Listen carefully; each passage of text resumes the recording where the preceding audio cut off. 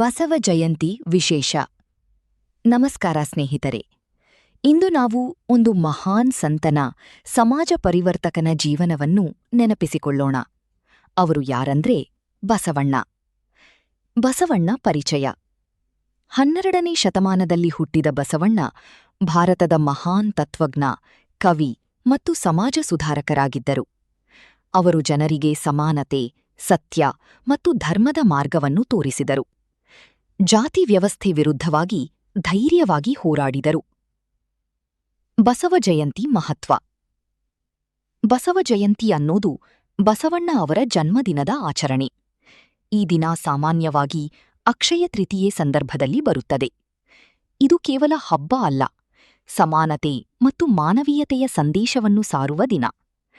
ಬಸವಣ್ಣನ ಮೂರ್ತಿಗೆ ಪೂಜೆ ಮಾಡುತ್ತಾರೆ, ವಚನಗಳನ್ನು ಪಠಿಸುತ್ತಾರೆ, ಮೆರವಣಿಗೆಗಳು ನಡೆಯುತ್ತವೆ, ಅನ್ನದಾನ ಮತ್ತು ಸೇವಾ ಕಾರ್ಯಗಳು ನಡೆಯುತ್ತವೆ. ಎಲ್ಲೆಡೆ ಭಕ್ತಿ ಮತ್ತು ಉತ್ಸಾಹದ ವಾತಾವರಣ ಕಾಣಿಸುತ್ತದೆ. ಬಸವಣ್ಣನ ಸಂದೇಶ.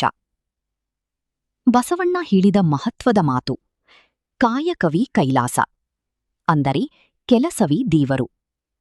ಅವರು ಹೇಳಿದ ಮುಖ್ಯ ಸಂದೇಶಗಳು ಎಲ್ಲರೂ ಸಮಾನರು, ಸತ್ಯ ಮತ್ತು ನಿಷ್ಠೆ ಮುಖ್ಯ, ಸರಳ ಜೀವನವೇ ಶ್ರೇಷ್ಠ.